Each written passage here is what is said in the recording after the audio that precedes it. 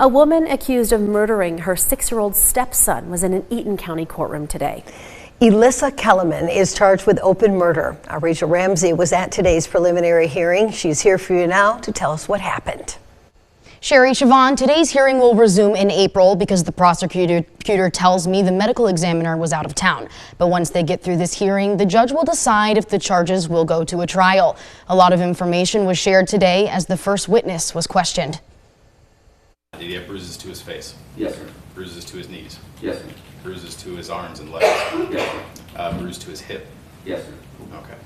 And all over his head. According to law enforcement, on January 12th, 6-year-old Kyron Kellerman was found dead at the Travelodge in Delta Township. His 32-year-old stepmom, Elissa Kellerman, is accused of killing him. Detective Ted Johnson was called to the stand today. He recalled the interviews he had with Mrs. Kellerman prior to her arrest, starting with the first one. She was crying after I had told her that this was a homicide investigation, and she just wasn't crying at all. She was emotionless. But the defense had an issue with that sentiment. Not everybody is going to break down in tears and sob over the death of a loved one. I don't know if I agree with that. I mean, we're dealing with a 6-year-old boy.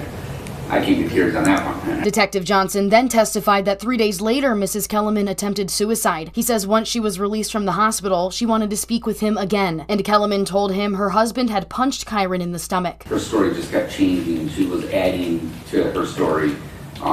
So at one point in my interview with her, I just told her it just was not making sense. The defense came back claiming that both statements are not mutually exclusive. Johnson said that eventually she told him she kneed Kyron in the stomach, but there are still a lot of questions that will be answered soon. I think Detective Johnson testified very well. I think we got a certain set of the facts out that we needed. There's more evidence to be put on at the continued date.